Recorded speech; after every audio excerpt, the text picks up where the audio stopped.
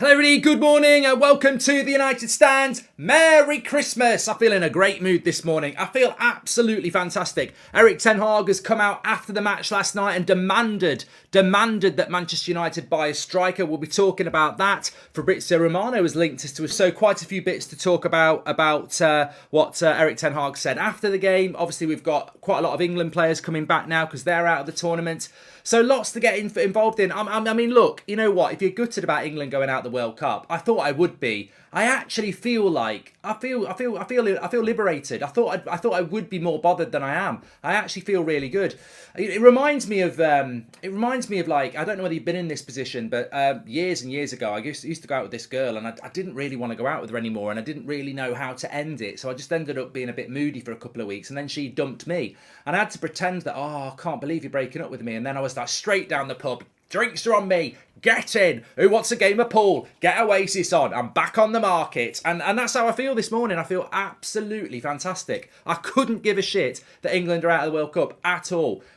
Because I've been there, I've seen it. I mean, I tell you what, it's like fucking deja vu. 20 years ago, we got knocked out by Brazil in the quarterfinals with the golden generation, which was better than this team. And all you had was Lineker and everyone going, I'm telling you, we should be proud of this team. They're going places. They will win a trophy. I'm really proud of this team. Oh, they've got great attitude. We've got some brilliant young players. And then we bottled the next two. We're never going to win anything because we've got Prats in charge. The FA are clueless. Southgate's not the right man.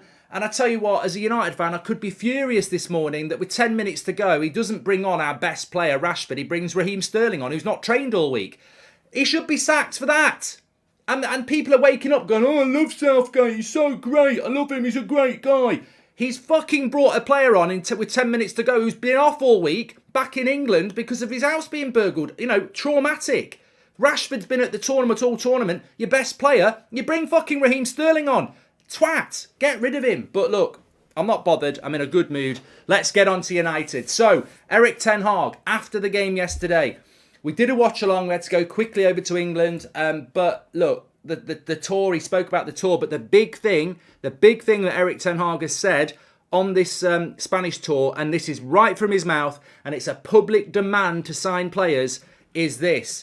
He said that we absolutely have to buy a striker, but it's got to be the right one. We're doing everything in our power, researching every opportunity to bring a striker in. And that's where we are. That's where we are with this. So forget me or anyone else saying, we've got to go for Gakpo, we've got to buy a striker, this, that and the other. That's the manager of Manchester United publicly demanding a striker, which is fantastic news. I mean, we've got to buy a striker. We all know we've got to buy a striker, and Erik Ten Hag knows he's got to buy a striker. So him saying that publicly, of course it puts the pressure where it needs to be, and it needs to be on the club. They've got to bring a striker in. I mean, it's not even an if, but, or maybe. It's a definite. It has to happen. Ronaldo has gone, and Martial and Rashford won't be good enough. And it was interesting when he was asked about Anthony Martial, in the same quote, he said, well, the thing that Martial needs to focus on is staying fit. That's the thing he's got to take control of, and we'll support him, but he's got to stay fit. And again, I applaud Erik Ten Hag. He's absolutely spot on, and I think we've got a manager there that's obsessed as much as we are. He's determined as much as we are, and he knows the problems as much as we do. And, you know, he's talking about the need to buy a striker in January, and he gets asked about Anthony Martial, and he comes out with the obvious answer, which is what we want to hear. Well, the most important thing for Anthony Martial is to stay fit. There's no point in saying, Martial, he's a great player, he knows how to press from the front, he knows how to link up the play, he can score goals. All irrelevant if he's sat in the training in the physio room with Phil Jones playing Sudoku. There's no point. So absolutely brilliant by Erik Ten Hag. And I think, yesterday I didn't say it and I'm going to say it now. I loved Ralf Rangnick press conferences because he said things without saying them. He'd say it and the deeper meaning was obvious. And I thought what he said about Ronaldo yesterday, when we were talking about Ronaldo and what he said about Ronaldo, Ten Hag, he's the master at passive aggressiveness. And what that is, you absolutely get your message across, but you do it with a smile. And I think he's brilliant at doing that. Some managers will, vent and make it obvious. And, I think he did bite back at Ronaldo, but he did it in a very passive-aggressive way. And he's done it with this striker as well. He's basically said, I need a striker. We've got to get a striker. It's got to be the right striker. And if Martial's the answer, well, he doesn't even stay fit. So I think he's laid it down perfectly. And the big question is where we're gonna go from here. Look, you know what?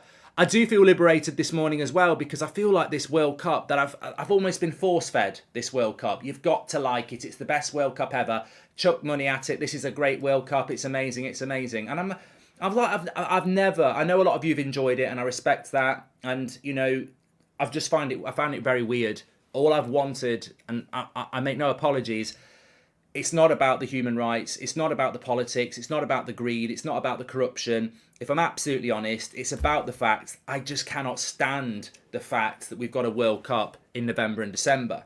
This is a time where, you know, your trees are up, there's Christmas parties, there's Christmas films on, you know, you've got your Christmas jumpers on. I don't want to be thinking about World Cup semi-finals. I want to be thinking about, oh, United are playing on Sunday afternoon when it's going to be dark and they're playing Everton at Goodison Park. Oh, I miss that. I miss that.